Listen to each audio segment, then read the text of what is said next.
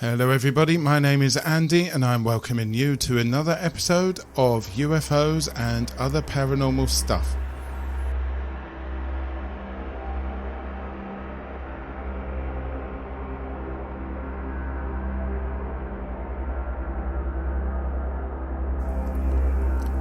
First of all, I'd like to wish you all a very, very happy new year. I hope that 2022 was a good one for you, but I hope that 2023 will be even better. Don't forget to have a look at our website, www.ufosandops.com, where you will see a contact form. You can contact the show directly there. You can contact me. You also have a look at the shop. We can buy t-shirts, mugs and stuff. And also, they've got all the previous episodes there in video form and in audio form. Talking about the video podcast, unfortunately I've decided that it's going to come to an end in the format that it is in, and it's going to revert back to what it was before. So no in-picture sort of videos of me talking to you basically. The reason is because just to do the video part of the podcast was very, very time consuming when you have to do all the research for the podcast and all the recordings and then all the upload, blah, blah, blah, all the graphics as well.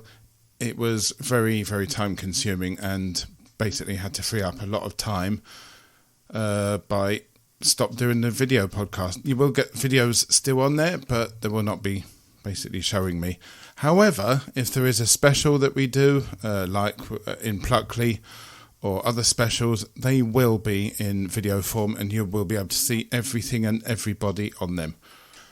Another change to the show is that I've decided that Season 3 will be the season where we begin to get guests on. So what I want you to do is to go onto the website and contact me there with any guest suggestions that you might have for the show. That would be a real help, and I will do whatever I can to get them on to the show. I have already had one or two suggestions given to me by, of all people, Mr. Philip Mantle, who works for BUFOG, the British UFO Research Association, and David Hodrien, who works for the BUFOG, which is the Birmingham UFO Group. So I'll be contacting a few people. But yeah, just let me know your ideas on guests, please. Thank you. Now, onto this episode, ladies and gentlemen, we're going to be talking about the Warminster Thing. And Warminster is a lovely town down in the southwest of England in the county of Wiltshire. Of course, you will all know about Wiltshire because that peaceful county is the host of many interesting and paranormal things, such as Stonehenge, for instance. Wiltshire is also one of the most active hotspots, UFO hotspots, in Europe, with UFO sightings, crop circles and strange noises being reported to the local authorities since the 1950s at least. But it is an event that occurred back in the 1960s that we will look into today. That event is known locally and nationally as the Warminster Thing. You will notice there that I did not say the Warminster UFO, Warminster UFO flap or Warminster poltergeist. I said the Warminster Thing. It is called the Warminster Thing because it couldn't really have been put down to just UFOs or any other paranormal thing only. Or could it? Back in 1964, the farmers of Devon experienced a lot of break-ins to their isolated farm buildings. A police superintendent arranged for one patrol cart to be taken from its usual duties of patrolling the Oakhampton town centre to keeping an eye out in the farm areas to try and apprehend those who were breaking into the farm buildings and causing damage. Two police constables chosen to do that duty protested to the sergeant upon clocking in to start their shift, but nevertheless they had their orders and they would follow them to the letter. Midway through their uneventful patrol of the farmlands, the two constables decided that they would now head back to the police station for a little break. They turned the car around, then suddenly, PC Willie stopped the car in the middle of the road on this dark night. The other man, PC Waycott, asked, "Why have you stopped the car?" Willie was pointing to something outside of the vehicle, up and in front of them. A strange light hovered in the night sky just ahead of their car. What was it? Both officers later described it as a series of lights in the shape of a cross. They went on to say that it sped off when it seemed to have become aware of the two men.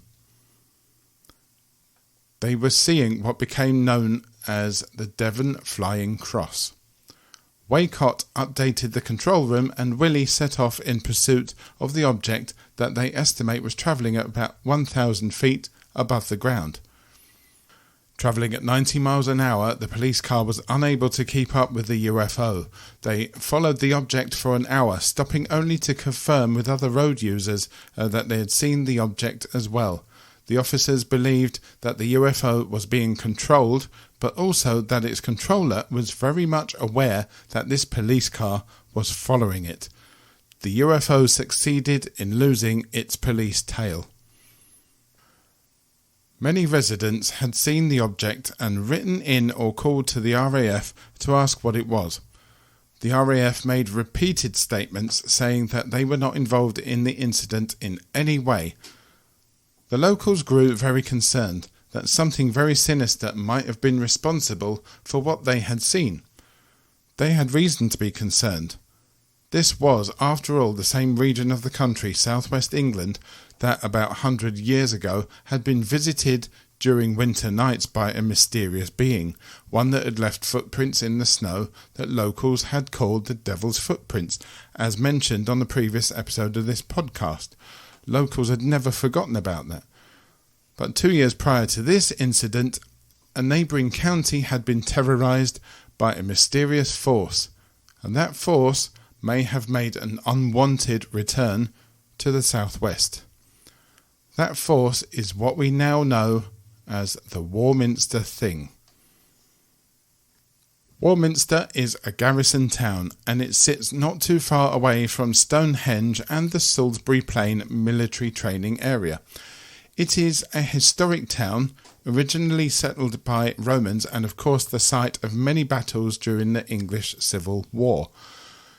But it was in the last days of 1964 that the town came under national and international spotlight following a series of strange events.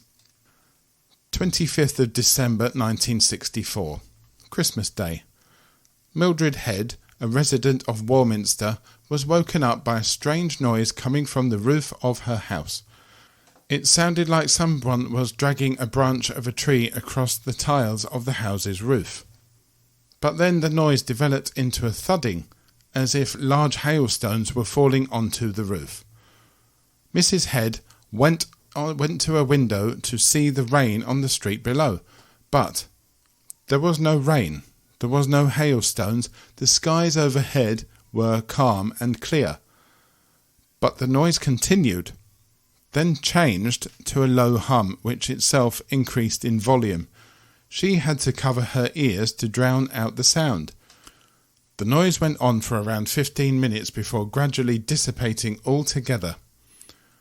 That same morning, Mrs. Marjorie Bye experienced a frightening attack on her senses when making her way to Christchurch on Deverill Road in the town centre. This being Christmas Day, the roads were empty. She made her way onto the church grounds a little late for the start of the Christmas service. As she got onto the grounds of Christchurch, she stopped suddenly upon hearing a distant echoes of cackling laughter coming from the Bell Hill area of Warminster. This horrible sound seemed to get closer to Mrs. Bye, increasing in volume until its effects virtually paralysed the woman. Mrs. Bye later reported that she had been assaulted by a non-stop series of strange vibrations and shock waves that seemed to bang her head and shoulders. She said that she found it physically difficult to move. Nevertheless, she attempted to move on and get into the church, and after a few very difficult footsteps, Mrs. Bye seemingly broke free of this invisible force and made her way into the building. Marjorie Bye told her friends in the church what had happened, and her story went around the town, reaching the offices of the Warminster Journal, the local newspaper, a few days later. One of the people working on the story at the newspaper back then was Mr. Arthur Shuttlewood. He was contacted by over 45 people, each of whom had said that they too had experienced something similar to that of what Mrs. Bye had experienced. One of them was Mr. Roger Rump, who lived very close to Christchurch. He stated that the same morning he had been awoken from a deep sleep after hearing a tremendous clatter coming from the roof of his house. Mr. Rump said that it sounded like all of the tiles were being lifted individually and then slammed back down. After a minute, this changed to a high-pitched hum. That hum went on for about another minute before it stopped, just as quickly as it had started. But the most compelling report came from not another member of the public, but from the armed forces stationed near to Warminster. Nook Camp near Nook and Heytesbury villages was an army base back in the 1960s and is still used by the Ministry of Defence now. An army sergeant based at Nook Camp was approached by some of his men in confidence after reading the newspaper article about the things that had happened in Warminster. They told the sergeant that they too had been awoken on Christmas Day by a deafening sound that seemed to come from the sky. They described the noise as being like a chimney stack was being smashed to pieces and the ruins being strewn all around the place, in the car park, exercise areas, everywhere. But as the soldiers got up to see what the commotion was, they found nothing out of the ordinary. A week or two later, an officer from Nook Camp contacted the same newspaper to confidentially share a strange event that he had experienced. His story was that late one evening he was returning to the base from a formal engagement. While driving his car near to a woods called Colloway Clump, the engine stopped and all of the electrics cut out. The vehicle started to vibrate. The vibrations increased in intensity, shaking the car and its lonely occupant. He started to feel a huge build-up of pressure in his forehead, which he described as if it was a heavy force pushing down on him from above. The electrical hum came from nowhere and rose in volume before it suddenly cut out. Only a few moments later did the car's engine come back to life and the electrics came back on. There was no sign of anything out of the ordinary. Just after New Year in 1965, more reports came in to Arthur Shuttlewood. One stated that they had woken up to find lots of pigeons dead in their garden, yet there was no sign on the bodies of the birds as to what might have caused them to die. More reports of sonic attacks were being reported, but these fresh reports had something extra in them now. That was that the sonic attacks were accompanied by strange lights in the sky. A lorry driver, again driving near to Colloway Clump, heard the electrical hum. A few minutes later, a ball of light came down from out of the sky and turned, speeding towards the truck. The light swerved away from the truck at the last minute and disappeared. Rachel Atwell had been awoken from sleep by an awful noise. Getting up to look outside, she saw a light hovering about 600 feet above the ground. Atwell, whilst watching the light, started to get a severe headache, the pressure of which grew in strength. The headache quickly eased, and at the same time the UFO vanished. Come the summer of 1965, and the reports started to come in from multiple witnesses. Lake Shearwater, not far from Warminster, was a popular fishing area. 17 people who were at the lake reported seeing a cigar-shaped UFO moving at incredible speeds and with a strange sound. The final sighting was at Christmas in 1965, a year since the whole thing started. Since the Warminster Thing, many have tried to theorise what might have actually happened. Wiltshire and its neighbouring counties are hotspots for weirdness. Some people believe that there are many ley lines in that part of the country, all of which seem connected to or terminate at Stonehenge. They believe that the ley lines generate forces which can move things forwards and backwards in time, or act as navigational devices, if you like, for aliens. Some has even postulated that the military might have been trying out some new top-secret equipment like sonic weaponry, which is now used in the battlefield. The Ministry of Defence, of course, has denied this. Well, they would though, wouldn't they? The lights in the sky could have been from nighttime military training, and explosions made by artillery on the ground could have explained the dead pigeons and other wildlife, and why there was no visible cause of death on the bodies. It does not explain the lights that were seen to be still and right in front of the houses by the witnesses who saw them. Of course, some thought that these events and the subsequent media scrutiny was all staged to bring more visitors to the town and to increase Warminster's local economy. Mr. Arthur Shuttlewood, the man who reported all of these goings-on in the local newspaper, wrote some books on the incidents in and around Warminster. The Warminster Mystery, The Flying Sorcerers, and More UFOs Over Warminster being amongst them. Shuttlewood also gave many lectures on the phenomenon, and also arranged mass UFO watching events which still go on to this day and have not failed to provide UFO watching moments. A report of one I will tell you in a few moments. Whether the incidents that occurred in Warminster back in the 1960s were military training or actual UFO events, we may never know. One thing is for certain though, and that is that they have placed Warminster firmly on the UFO map. There was even a nightclub in the town called the UFO, and recently a mural was unveiled in the town centre to mark the 50th anniversary of the incidents. With each passing year, the events that took place in Warminster nearly 60 years ago look set to remain a mystery. A little while ago I mentioned the UFO watching events that take place at Warminster. Just like those organised by Arthur Shuttlewood back in the 1960s, people would gather in some areas in the outskirts of the town and spend a night or two looking at the sky, in the hope of catching a UFO or two.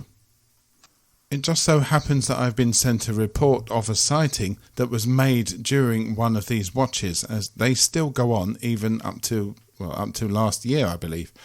The report was written and sent to me by Mr. David Hodrien, the chairman of BUFOG, the Birmingham UFO Group. The report can be found at www.bufog.com, alongside many more. Here is David Hodrien's report in full. 29th of August 2009. Warminster. Skywatch UFO. BUFOG Chairman sighting. Updated on August the 25th, 2019. Birmingham UFO Group Case Report. Author David Hodrien. Release date 3rd of September 2009. Introduction. I have been interested in UFOs for over 20 years now and have been investigating sightings for a year and a half. I have heard of many fascinating encounters with UFOs and alien beings from the very people that have experienced them. However, in all this time I have never seen anything I could truly say was unusual and unidentified. That was all to change for me on the evening of Saturday the 29th of August 2009, where I would at long last have a first-hand sighting of a UFO. And of all the places I would have this first sighting, it would be during a skywatch on Cradle Hill in Warminster, one of the UK's biggest UFO hotspots. The Skywatch. The UFO Skywatch was arranged as part of the Weird 09 Paranormal Conference, which took place on the 29th to the 30th of August in 2009 in the Athenaeum Theatre in Warminster. It was organised to kick off several hours after the first day of lectures had ended, and the designated location was Cradle Hill, just to the north of the town. This has been a popular location for UFO skywatches since the late 1970s, when the famous Warminster UFO flap took place. At 8 o'clock in the evening, at least 40 people left the town and drove up Cradle Hill to the area where the White Gates used to be. This area gives a great view of the sky in all the directions and is the traditional meet-up location on the hill. The area is right next to Ministry of Defence owned land, and the organisers of the Skywatch had informed them that we would go up there. The road heading uphill from where the White Gates stood until recent years leads to the copse and a small wooded area where a lot of unusual activity and sightings have been recorded. It's about now in the report that Mr. Hodrien has included some photographs of himself with other members of BUFOG, other members meeting up, as well as the area where the White Gates were and Cradle Hill itself. Light flashes incident. It was approximately 11 p.m. and the cloud had mostly cleared from the sky, giving a fantastic view of the stars above. Earlier I had been up at the copse, but had now returned to the area of the White Gates. There were at least 20 other people remaining, although some had decided to head back down to Warminster town by this point. Suddenly, to the north-northeast, in the distance, we started to notice what looked like a bright blue and white flashes of light, which seemed to light up the sky and reflect off the bottom of what cloud there was. There were some low-lying hills in the distance, and the flashes seemed to be coming from beyond these. I would usually assume such activity to be a distant thunderstorm. There was no sound whatsoever, but sheet lightning is known to be silent. However, the weather was very clear and dry, so this seems very unlikely. Some more photographs follow this, showing the area of Cradle Hill where the lights were seen from. The flashes continued irregularly for about 10 to 15 minutes, sometimes within a second of each other, other times longer. As we watched, the flashes seemed to get brighter and more prominent. It did not look like a floodlight flickering on and off. If it was a distant firework display over the brow of a far hill, surely the flashes would have been different colours. Also, it is unlikely anyone would have fireworks display at 11 p.m. at night, so therefore I believe this is not an adequate explanation. The flashes of light were probably caused by something mundane, but were still interesting and certainly caught everybody's attention. On the 2nd of September, I was informed that there had been a rave at a nearby Quebec farm. However, this farm lies directly east of Warminster. The flashes of light were clearly seen to the north-northeast, so this cannot have been the cause. A photo follows that showing where the direction or the location of the Quebec farm. UFO sighting details. At approximately 11:30 p.m, most of the remaining people on Cradle Hill were situated at the White Gates area. The weather was very clear, with only a light breeze, and there was a full star-filled sky above our heads. The moon was visible to the southwest. All of a sudden, someone remarked that an RAF jet was approaching. I looked around and saw a white light to the south, heading in a north-northeast direction. There was a dark shape behind the light, but it was hard to see clearly against the night sky. As the object got closer to our position, all of a sudden the white light flared up extremely brightly and then immediately died back down. I could then make out a dark green-blue coloured light on the object. It was completely unlike the normal bright green navigation lights seen on an aircraft. Others actually described this light as being blue, but I clearly saw it as a mix of green and blue. Several seconds later, the white light flared back up again, completely obscuring the green-blue light. It continued in this fashion for the remainder of the sighting. Note, in the below drawings I have not drawn the actual object behind the lights as it was too dark clearly to see its shape. Of course, if you go on the website you will see the drawings that Mr. Hodrien has made. The object was moving quite fast, I would say at least a few 100 miles per hour. I estimate it was about 1,000 feet high, but this was quite hard to judge. It certainly looked faster than a normal plane would appear at that height. It was more like the speed of a military jet. However, for the duration of the sighting, the object was completely silent. We had heard other passenger aircraft throughout the evening at a much greater distance than this object appeared to be. The object flew within a mile of our position at a constant speed. As it got to roughly east of us, it appeared to start to slow down. A number of people shouted out that it was doing this. However, I believe it was not slowing down, but it was merely changing its direction in a gradual curve. It did this until it looked as if it was stationary, but was actually heading away from our position to the northeast. We continued to watch the object for several minutes. Even once the green-blue coloured light was no longer visible due to the distance, we could still make out the bright white flaring light for roughly 1 minute longer. When I saw the object, I assumed that I was mistaking a jet of some kind for something more unusual, although I found it very odd that I could not hear any sound coming from it.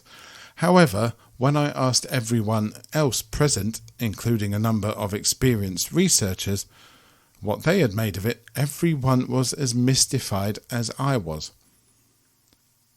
On the report on the website there now follows video footage.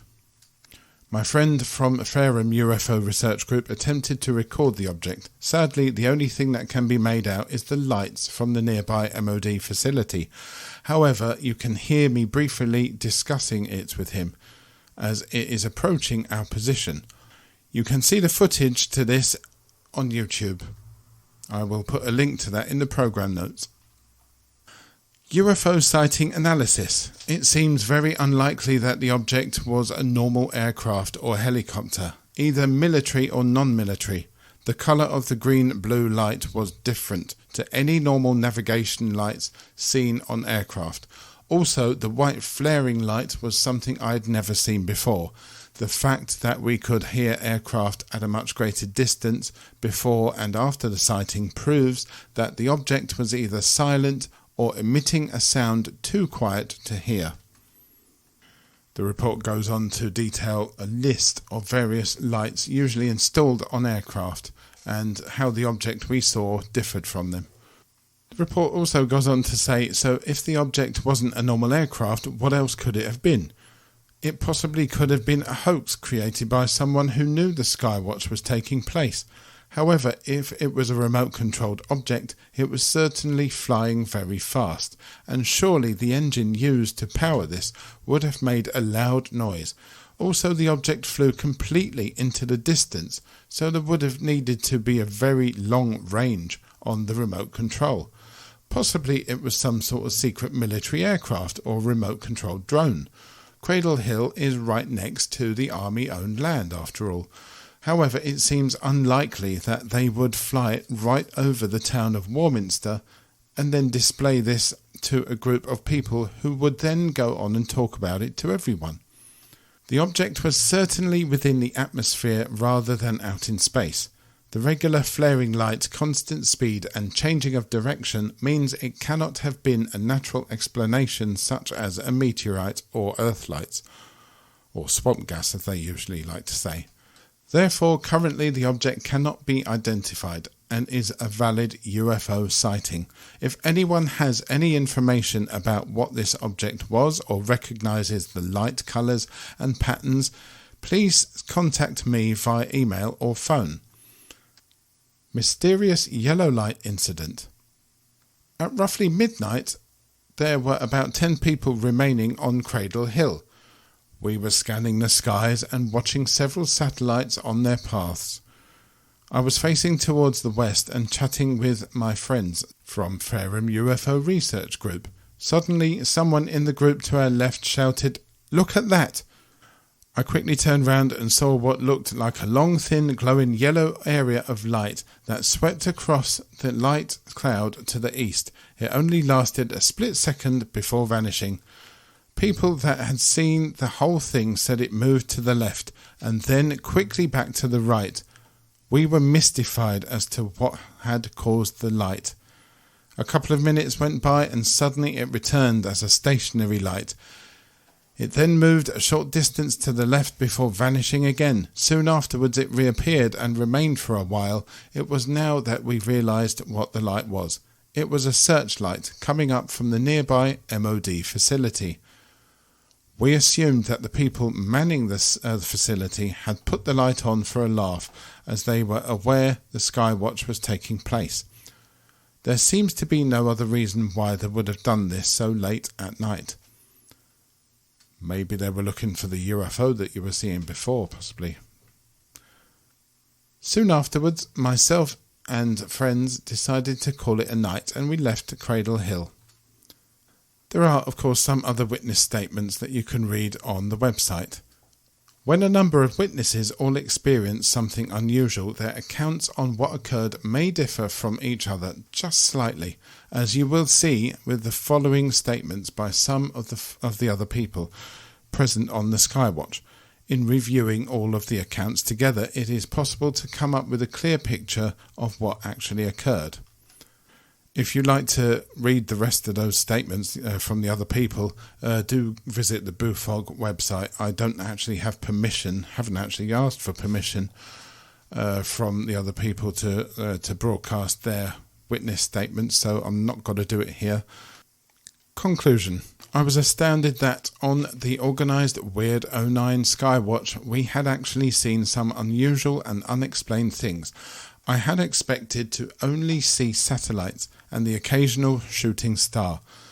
The flashes of light at 11 p.m. were interesting, but the main sighting of the night was definitely the object with the unusual lights on.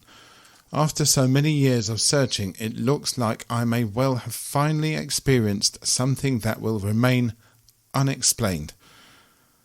I will certainly not hesitate to return to Cradle Hill in the future. Who knows what further sightings may lie ahead. And with that, I'd really like to thank you, Mr. David Hodrien, for sending us that report. Tell us what you think about that, people. As always, go to our website, www.ufosandops.com, and you'll be able to send me a message from there, and I can relate that back to David Hodrien. I think that it is a very interesting and detailed report. If you visit the BUFOG's website, bufog.com, you will be able to see the pictures and the videos that are mentioned in the report. Have a look and tell me what you think. On to some news now. I was watching The Unexplained with Howard Hughes the other day, and he mentioned some UFO news related to Joe Biden, the President of the United States of America. That news is that the President Biden has apparently signed off an investigation into a UFO crash that happened in the United States of America in 1945, 2 years before the Roswell crash that sparked the whole UFO thing. It has been dubbed the Roswell before Roswell. According to MSN, a military spending bill signed by President Biden has been amended to include the 1945 case of an avocado-shaped craft that crashed near a place called Trinity near to San Antonio in Texas in the USA. It goes on to say, astronomer Jacques Vallée wrote a book about the suspected UFO allegedly piloted by 4-foot-tall aliens with big bulgy eyes who looked like praying mantises. Based on interviews with the 3 witnesses, a B-52 bomber pilot, the son of a rancher on whose land it crashed, and his friend. The Daily Star says that one of the witnesses, Jose Padilla, now 86 years old, said, "Strange-looking creatures were moving around inside. They moved fast, as if they were able to will themselves from one position to the other in an instant." He also claimed that the soldiers took the 25 by 14 foot craft away very soon after. That is very intriguing, isn't it? What is also quite intriguing, ladies and gentlemen, is the fact that this took place very close to White Sands in New Mexico, the places where the first atomic bomb, codenamed Trinity, was tested. That very same year, in fact, 1945. But surely this is all just coincidence. I believe the book about the incident, written by Jacques Vallée and Paola Harris, is called Trinity, The Best Kept Secret, and is out on Amazon and on Kindle for your reading pleasure. And I have heard that there is an updated version out as well, so give it a read. I'm going to. Thank you very much for listening to this episode of UFOs and other paranormal stuff, and thank you very much for sticking with us with the podcast during 2022. Please do give me your guest suggestions. It is about time that this podcast did start getting guests on, and I would really like to see who you think would be good for the podcast.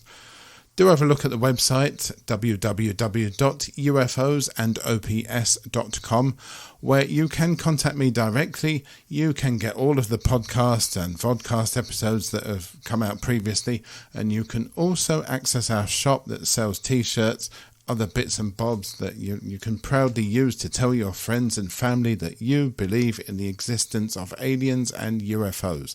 And if you want to, you can also make a donation to the show, which all helps the show keep going. All that is left for me to do is to say to you all the very best, and stay in touch, and I will speak to you very soon. Bye bye now. Take care.